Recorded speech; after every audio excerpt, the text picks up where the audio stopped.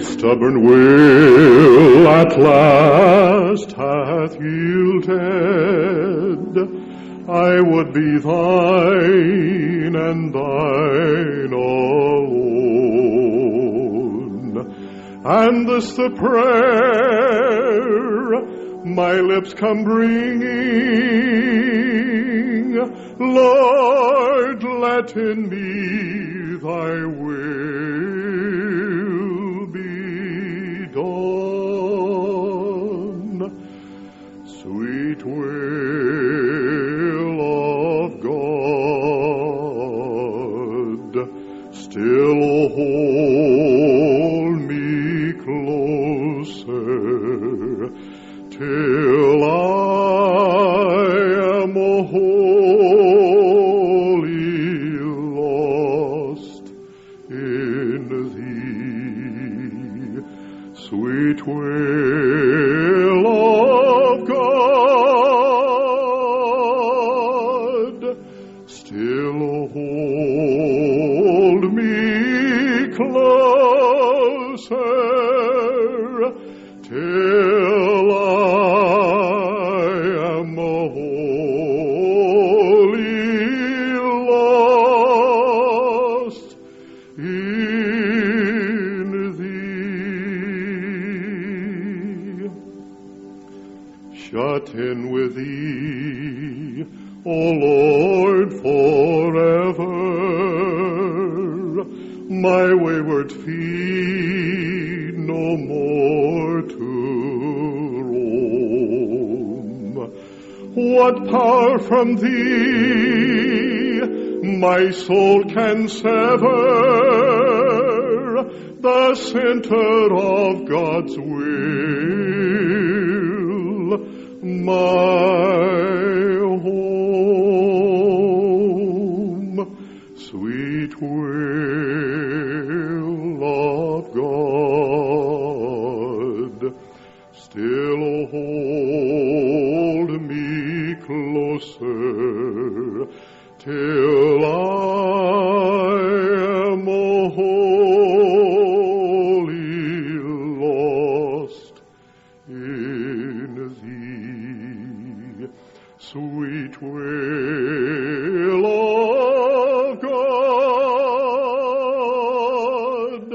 still hold me closer till I am wholly lost in thee.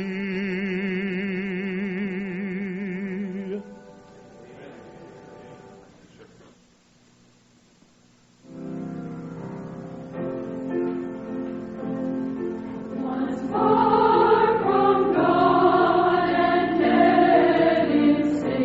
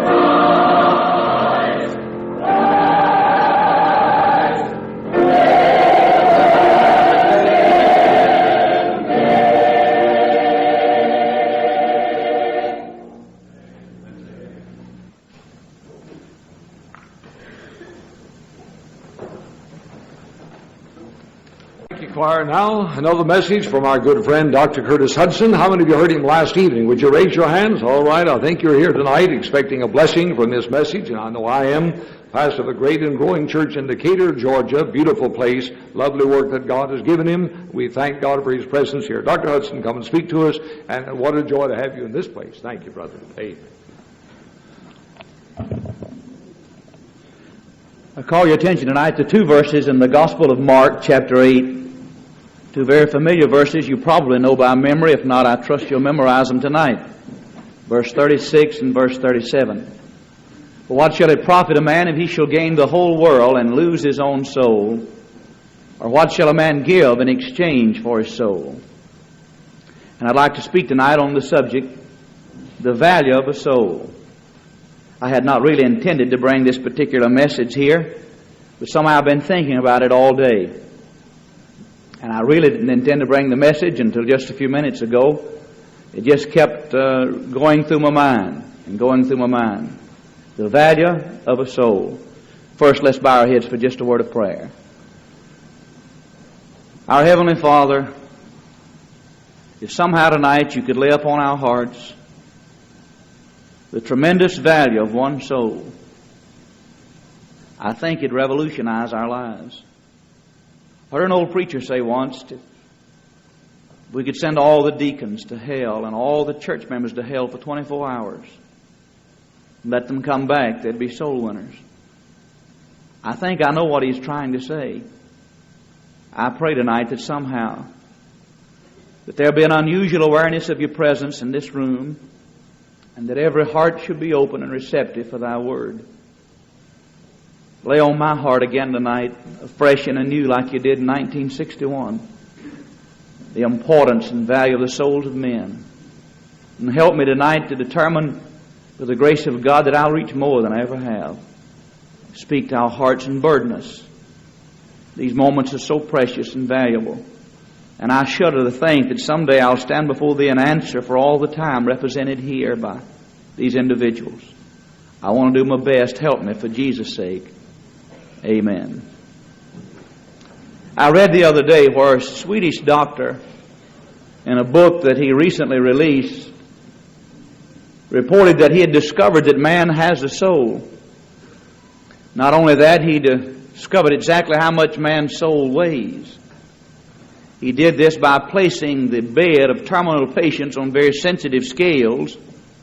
When the patient died, he watched the needle drop, and it dropped 21 grams. So his conclusion was that man has a soul, and man's soul weighs 21 grams.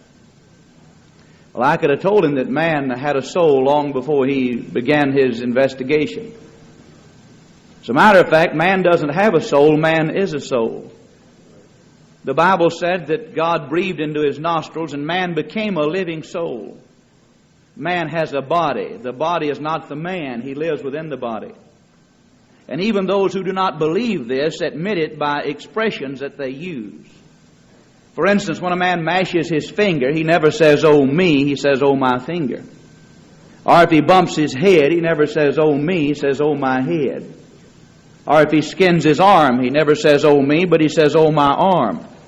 He refers to his body as his possession, and rightly so, because his body is his possession, but the real person lives on the inside, the real you.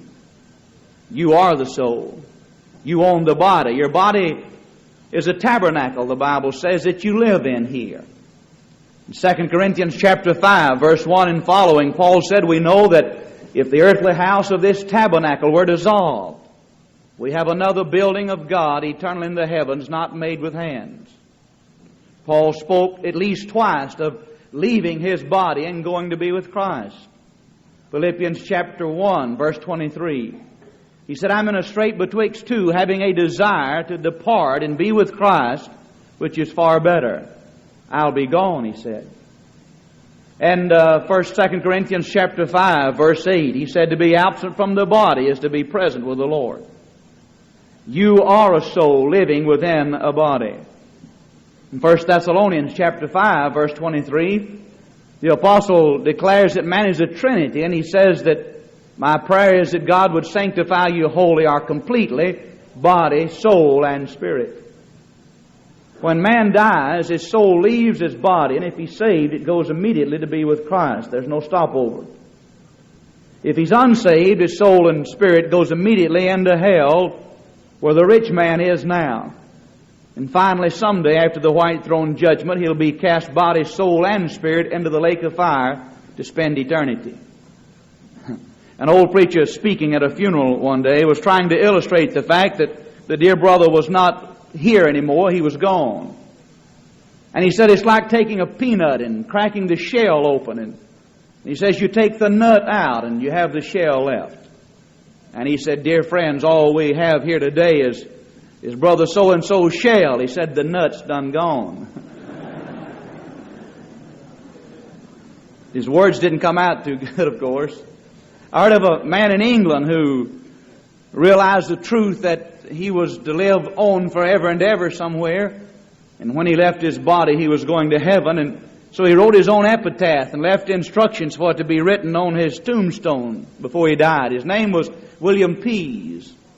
And he left these instructions, and on his epitaph, on his tombstone was written this epitaph: here lies the body of William Pease. This is not peas, it's only his pod. Pease is shelled out and gone home to God. A little humorous, but a lot of truth in it. There was a time when you did not exist, but there'll never be a time when you'll cease to be. 100 years from now, you'll still be living somewhere. 1 million years, 2 million years, 10 million years, and so on. Now, I don't know about the weight of the human soul. I'm not sure that it weighs 21 grams, as the Swedish doctor declares, but I think I know something of the value of the human soul, and that's what I want to talk with you about tonight. If I could get you again tonight to get a new grasp on the truth of the value of the human soul, I think it would revolutionize your life. I believe that it would. You see, we find time to do the things we think are important. And if you really thought souls were important, you'd find time to win souls. You'd find time and money to give to missionaries, and you'd find money to give to the church that's winning souls. And you'd find many things that you could do and would do if you really thought that souls were important. I illustrate that. A year ago, we had returned from a trip, and my wife and I were lying in bed talking for a few moments before we fell asleep, and my wife said, I have a pain in my stomach. And I said, well, maybe you ate too much. I shouldn't have told her that. She didn't like it too well. But in a few minutes she said, it still hurts. Well, I said, well, maybe you better take something for it. And she took what she thought would ease the pain. It didn't ease the pain. To make a long story short, after several hours she was still complaining, and now I was getting concerned about it, very concerned.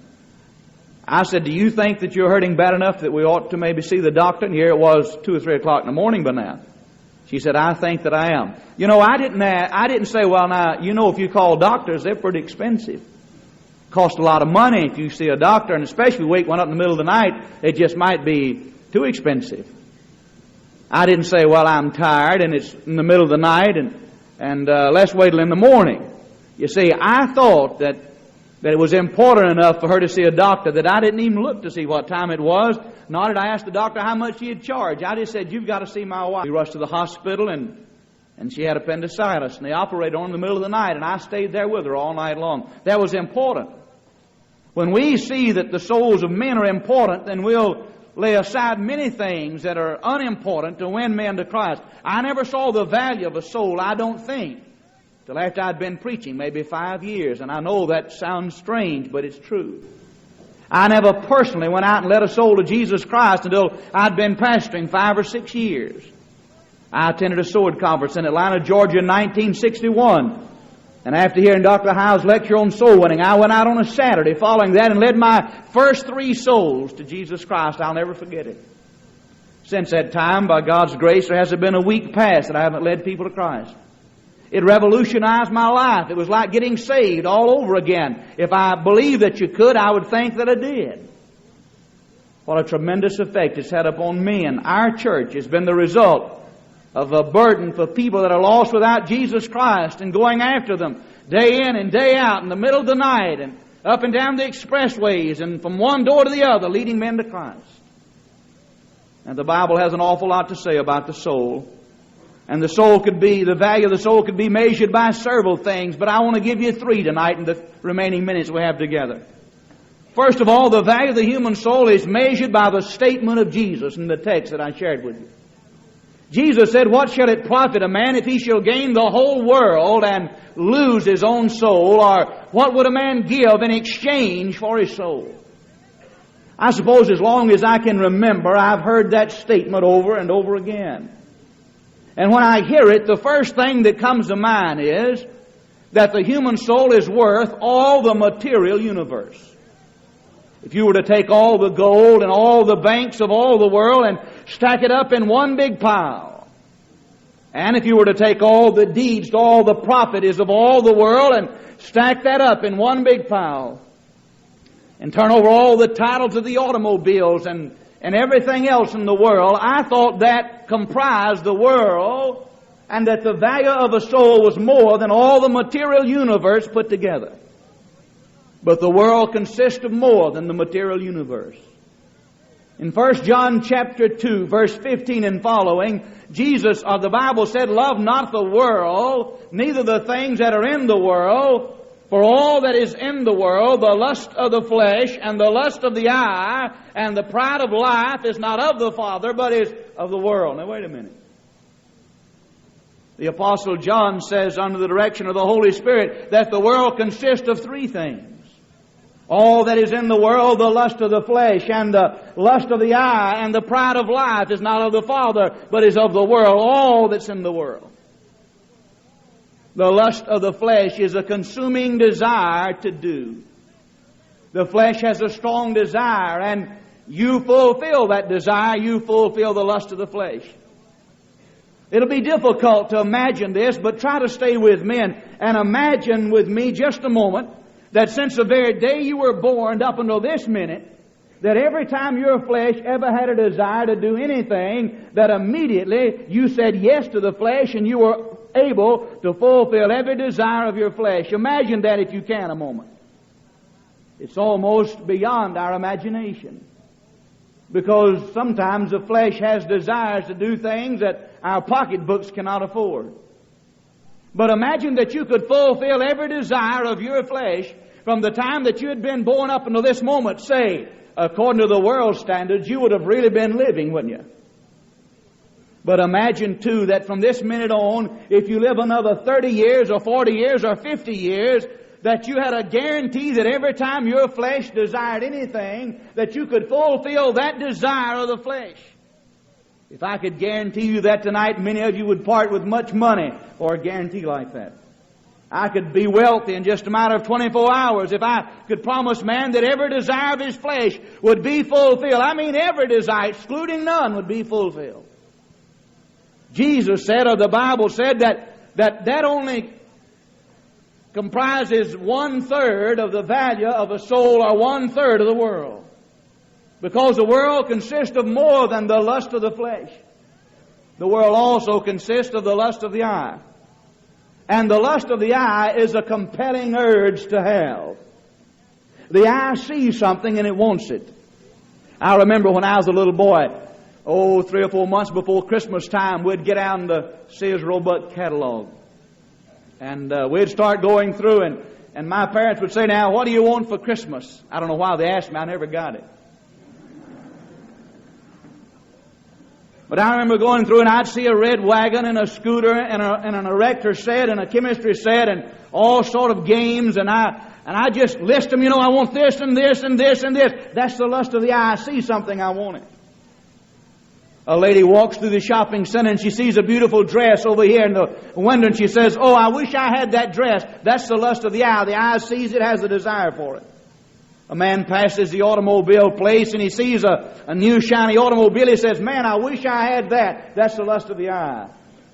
You ride over in the elite section of town and you see a big mansion up on the side of a hill and you say, "I wish I had a house like that." That's the lust of the eye. Imagine, I know you can hardly do it, but try to imagine that from the time you were born up until now that you had been able to fulfill all the lust of the eye. That every time you'd ever seen anything and wanted it, immediately you had it. Whether it was a dress, an automobile, a house, That would be the material universe. And then imagine, too, that I could guarantee you tonight that if you lived another 100 years, that every desire you ever had, when your eyes saw something you desired it, that you would have it immediately. Say, that'd be a wonderful thing, wouldn't it? I just look around and say, I wished I had a nice building like Dr. Roberson's just built across the street. I wish I had that down at our church, and bang, there it was. But I've learned things don't come by wishing, things come by working. You heard of the man who went to the market and bought a chicken. He came home and found it had no wishbone. The butcher had cut it in such a way it had no wishbone. He carried it back and said, I want you to take this chicken back. It has no wishbone. And the fellow said, well, that was a contented chicken. He wished for nothing. We don't have too many contented chickens in the Baptist movement. But imagine I just rolled up and down the street and say, man, I wish I had that gymnasium. My eyes saw what I wanted. I like that big new building there. I like the studio for the radio station. I wish we had an FM radio station at Forest Hills Baptist Church. I wish we had that. Imagine I could just say, wish it and had it. I mean, everything your eye ever saw and wanted, you could just wish it and immediately have it. Then you would have gained the second third of the world. But you still don't have all the world, because the Bible said all that is in the world, the lust of the flesh, and the lust of the eye, and the pride of life, it consists more of the material universe. It consists more of fulfilling all the desires of the old carnal fleshly nature. It consists of more than that. Can't you see tonight, in some sense, the value of one soul, no matter who he is or where he lives, or how much education he has? Can't you see the value of a soul? And then the Bible said the lust of the flesh and the lust of the eye and the pride of life. The pride of life is a constant thrust to be. I want to be something. When I was a little boy, I attended the movies. I'm not glad that I did, but I did. I'd take Capitola flower tokens and go on Saturday, and I'd watch Hopalong Cassidy, Gene Autry. And I was just a little fella, and I remember going home and I had a 3/4 size Stella guitar, and I'd sit out on the back porch. It was an old tuba tin, I guess it was. It was built across the back porch where the water bucket sat and where the washpan sat. Well, I'd wash my hands in the washpan and drink water out of the water bucket, out of the dipper. I didn't drink out of the bucket too often. Sometime I did. The dipper wasn't handy. But I remember going home and sitting straddle that old wash board thing, and I'd take my 3/4 size Stella guitar in my arms, and I'd be Gene Autry, and I couldn't have no more been Gene Autry if I was him. I mean, it was real to me. I was Gene Autry. I was singing the tear-jerkingest songs you ever heard. I know it was tear-jerking. All the neighbors cried when I sang. And I used to wish as a little boy, man, when I get grown, I'd like to be a cowboy and ride a white horse and play a guitar and sing to the girls and watch them swoon. That was the pride of life, a constant thrust to be. And then I got a little older and I began to lift weights, and I wanted to be number one. I wanted to win first place in my weight bracket. I was only 16 years old. I won third place out of 13 southern states in the 147-pound bracket. Now it's not 147 pounds anymore. It's changed a little. But I remember I wanted to win so bad. We was down at Georgia Tech in the auditorium or the gymnasium, and we were lifting. I was lifting against men 26 years old, men 30 years old. And I remember when the weight got so heavy that I couldn't clean it to my shoulders, and I thought, I'll kill myself or do it. I mean to get it up. And I just couldn't get it up, and I left and cried and cried and cried, a constant thrust to be. I wanted to be somebody. You know, a lot of politicians hold office today not because they want the money that the office pays, but because they are trying to fulfill the pride of life. It's a constant thrust to be. Why, many politicians lose money when they serve. You heard about the fellow during one administration when one of the cabinet members died. He was such an eager politician that he ran to the president and said, may I take so-and-so's place? And the man said, it's all right with me if it's all right with the undertaker.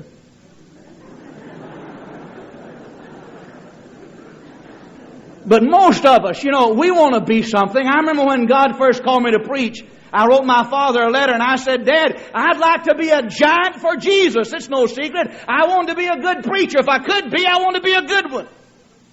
Later on, I heard Dr. Bob Jones Sr. say, to do less than your best is a sin. And that stuck with me. And I said, then I ought to do my best. If I can win more souls, I ought to win more souls. If I can build a larger church, I ought to build a larger church. If I can raise more money for missions, I ought to raise more money for missions. If I can preach a better sermon, I ought to preach a better sermon. To do less than your best is a sin. God expects my best.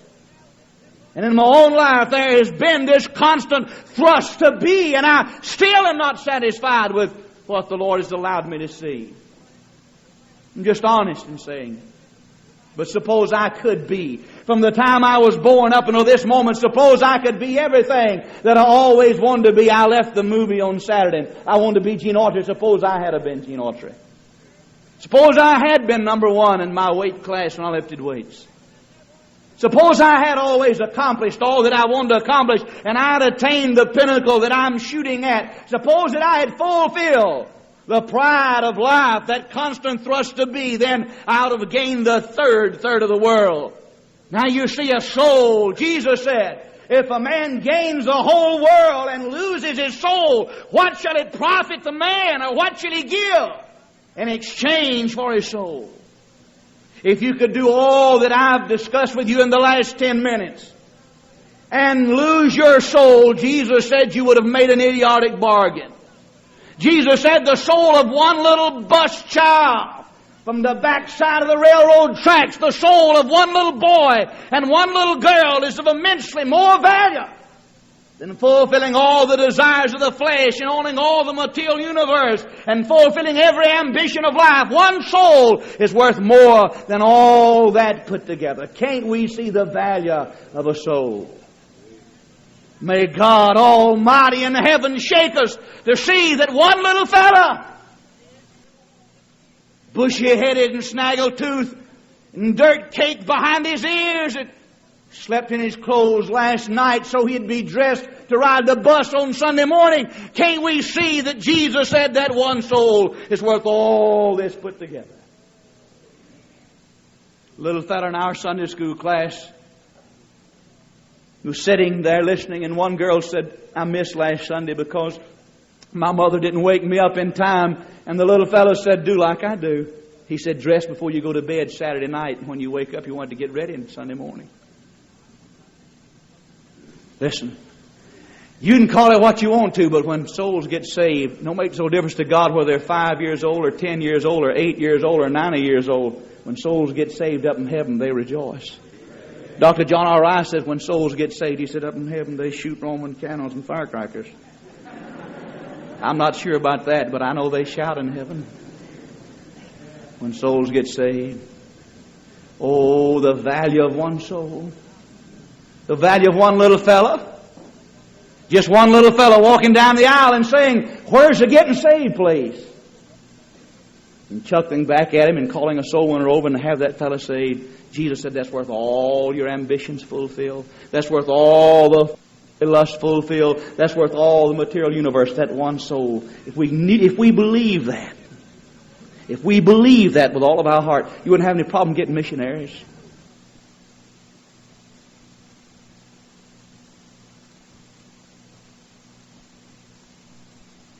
You wouldn't have any problem raising money. You wouldn't have any problem getting folks out for soul-winning visitation if we could see the value of one soul. And then the value of a soul is not only measured by the statement of Jesus, but the value of a soul is measured by the sufferings of Jesus. I tremble as I stand here now and attempt to describe the sufferings of Christ. I remember as a young kid taking a Bible and going into the pine thicket and lying down on my stomach and opening the Bible up in the pine thicket and laying on the straw in the Georgia sunshine, shining on my back and lighting the page of the Bible. I remember reading the story of the crucifixion of Christ, and I could not read it without weeping. I'd have to rub the tears out of my eyes and start over again. I've been preaching 15, 16 years now. I'm sorry to say it, but every time I read the crucifixion story, I don't weep now. There are some truths that are so true, someone said that they lay bedridden in the dormitory of the soul. And this is one truth, the truth that Jesus died for sinners, but somehow we forget what Jesus suffered when He died at Calvary. I used to think as a little boy that the thieves on either side suffered more than Jesus. I had read words when they come to break the legs of Jesus that He was already dead. And that the thieves were alive and they broke their legs in order to speed up His death. And so I reasoned that the thieves suffered more than Jesus suffered because He died sooner. Neither did He have to have His legs broken. But I didn't understand then as a little boy that Jesus was suffering something the thieves were not suffering. I didn't understand that Jesus was paying the sinner's debt.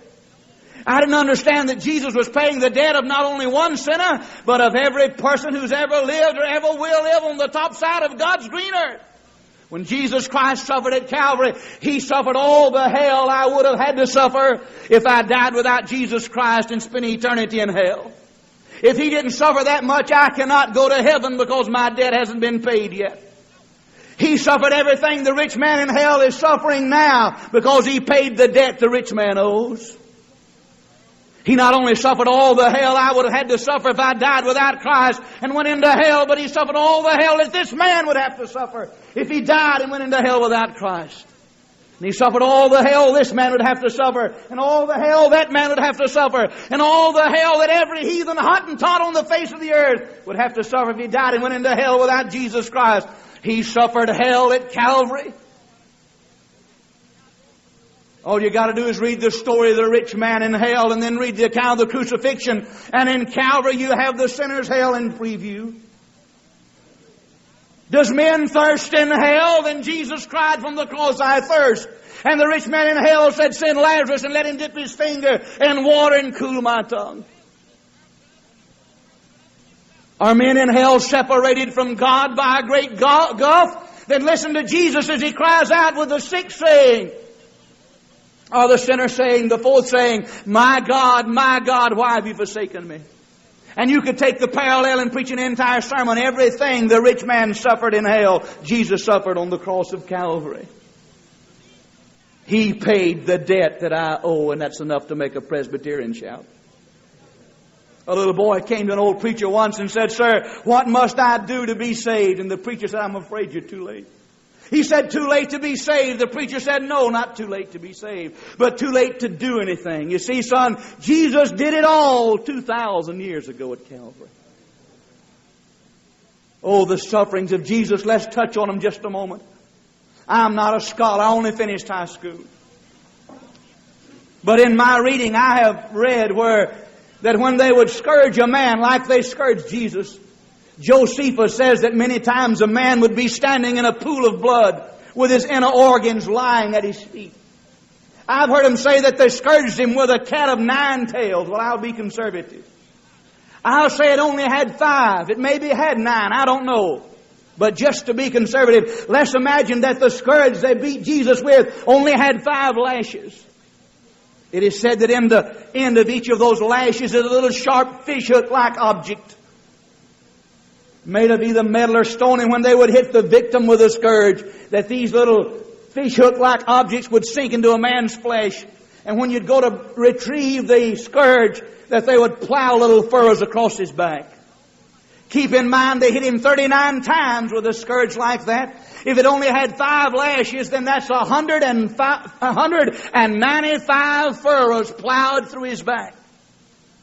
Could you imagine in the back of the Lord Jesus Christ, from the crown of His head down to the lower part of His back, 195 furrows plowed like you'd taken a knife and ripped through His flesh? That's the flesh of God. And remember, He was not only God, but He was much a man as any man in this room is a man. And He could suffer like you suffer. And He felt that pain. He died as a man, not as a God.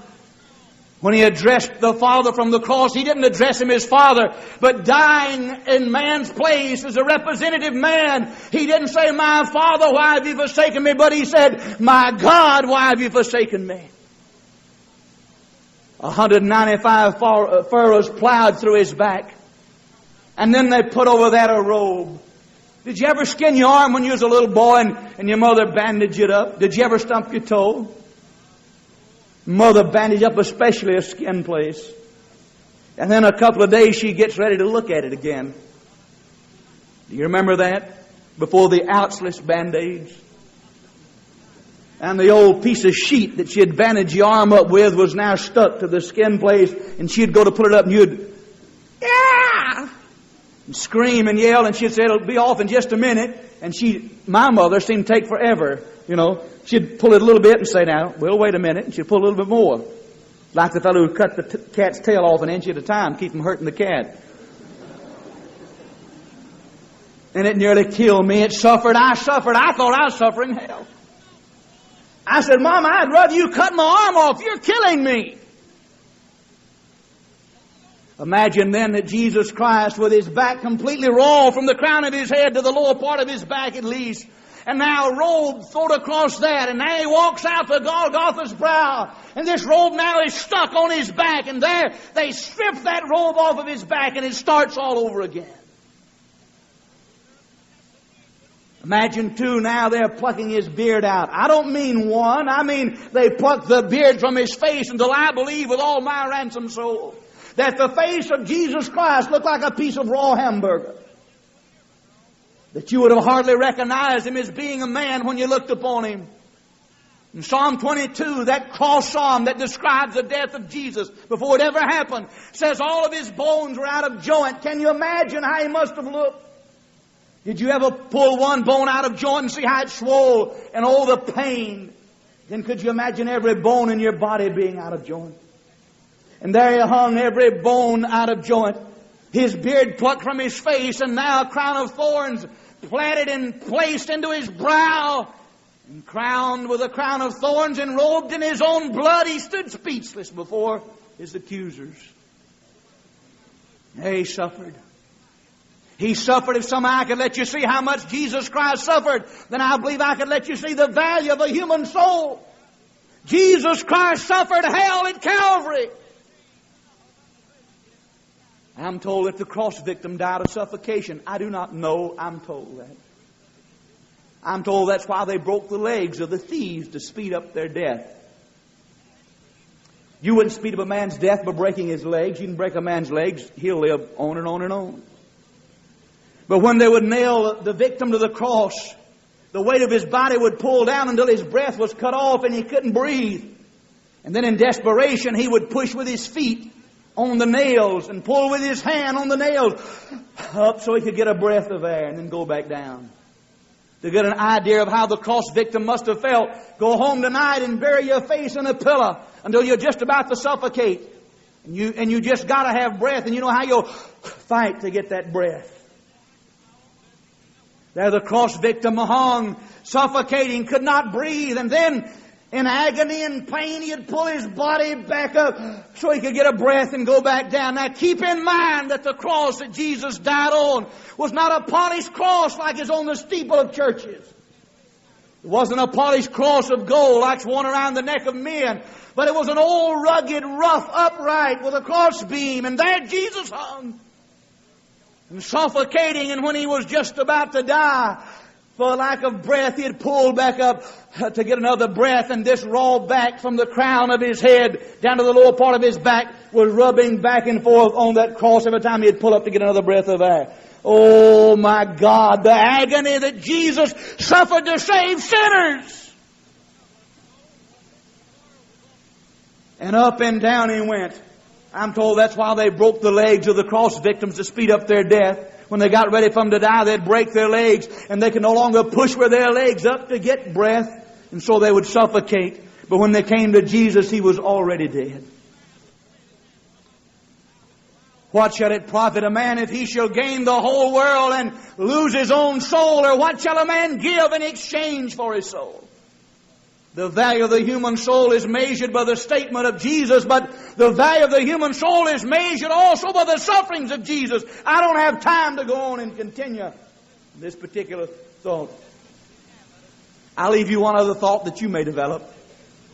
The value of the human soul is measured by separation from Jesus. The soul that dies without Jesus Christ goes to hell. If you can tell me the awful agonies and torments and horrors of hell, then I can tell you how much a soul is worth. When men die without Christ, they go to hell. You heard of the young girl who was about to marry a boy, but she was a little bit hesitant to marry him because he didn't believe in hell. And her father said, "Go ahead and marry him, you'll prove it to him." There is a hell, a real hell. There's a hell where men are tormented. There's a hell where men are separated from Jesus Christ forever and ever and ever and ever. There's a hell that has no back door to it. There's a hell that you can't get out of where men will suffer day and night forever and ever and ever and ever. And if you can tell me how much a man suffers in a hell separated from Jesus forever and ever and ever and ever, then I can tell you how much one soul is worth. There are many other things you could measure the value of a soul by, but I'll stop with these. Say, we're fundamentalists, I hope. We believe the Bible only. I mean, we believe every letter of it.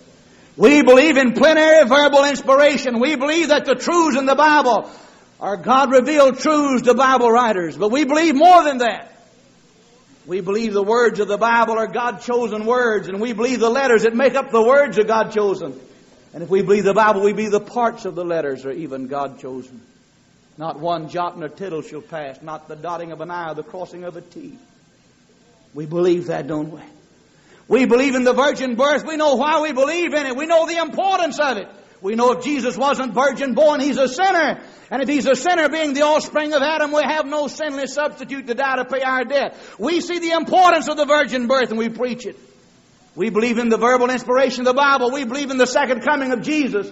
We're fundamentalists, but wait a minute. Do we believe what Jesus said about the value of one soul? One soul is of more value than all of Tennessee Temple property and Highland Park Baptist Church property put together. I have two men in my church that are very good to help me. One came the other day and gave me $40,000 and said, "I hope before the year's out I can give you $100,000, another $100,000."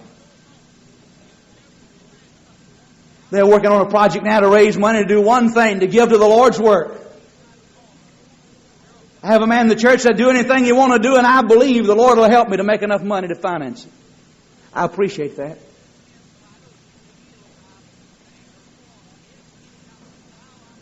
But one soul is worth more than all those men will ever make.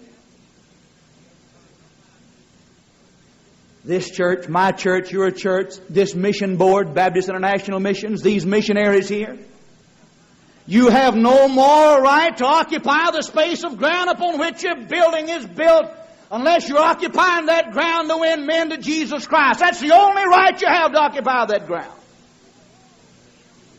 And may God kill all of us and move us off the face of the earth if we ever forget the value of one soul. If we ever lose our burden and our desire to see souls saved, may God replace us with a generation of people whose souls are on fire to see others saved. May we never get over the thrill of seeing sinners saved. I returned from vacation Tuesday. A Jewish lady in the church came by with a big smile on her face, as only Jews can smile. Bouncing up and down, she said, "I have 3 people here to be baptized." It was Tuesday. It wasn't Wednesday night, it wasn't Sunday morning, it wasn't Sunday night, it was Tuesday. And I said, "What do you mean?" She said, "I've got a mother and a teenage daughter and about a 10 or 11-year-old son here. I led them to Christ, and they're here on vacation. They're leaving tomorrow to go back, and I want them to be baptized before they go home. Will you baptize them?" Well, I don't know what you would have done, but I baptized them. Somebody said you ought to got to move in a second to vote. Well, maybe so. Maybe I ought to have, but I made the move, and then I seconded it, and I voted. That's 100%. When the Ethiopian eunuch said, "Here's water, what hinders me to be baptized?" Philip didn't say, "If you'll attend our new members class for 6 weeks." He said, if thou believest with all thine heart, thou mayest. The only thing keeping you from being baptized is your faith in the finished work of Jesus. He said, I got that straightened out. Philip said, whoa. Now that's not in the King James Version. That's in the original Greek, that whoa. And he baptized him.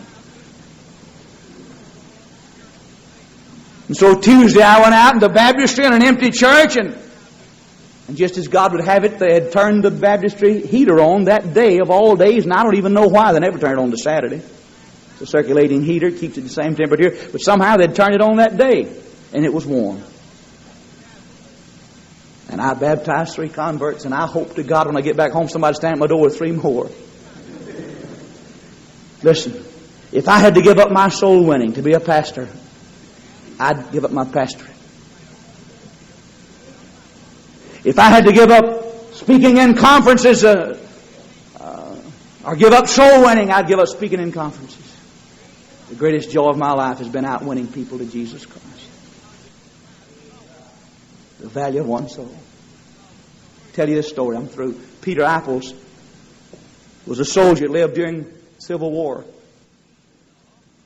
I got this Gypsy Smith's book entitled The Beauty of Jesus. The story comes from that book. And Gypsy Smith said that Peter Apples was a soldier who knew nothing except, when the superior officer said, go get him, he went. He didn't come back till he made contact with the enemy. One day the superior officer said, okay, men, charge! And out went the soldiers across no man's land towards the enemy territory. And they got under severe fire, and the superior officer told them to hit the ground. Peter Apples was still hearing the word charge ring in his ear, and he kept going. All the others stopped, and he went across no man's land and into the enemy's territory and down into a ditch. And in the ditch, the enemy soldiers were lined up behind one another like my fingers are lined up. And Peter Apples, a big fellow, grabbed hold of the first one he saw and hit him a couple of times with his fist, threw him over his shoulder like this, and started back to his own territory with his soldier dangling from his back, his feet dragging. The enemy would take aim and start to fire, and every time they would, their own men would get in the way and they'd hold up. They'd take aim and start to fire, and their own men would get in the way and they'd hold up. Until Peter Apples crossed no man's land and back into his own territory and dropped this soldier at the feet of his superior officer. And his officer said, where in the world did you get him? And Peter Apples said, over yonder ditch. He said, there's plenty of them over there. All of you could have had one if you wanted one.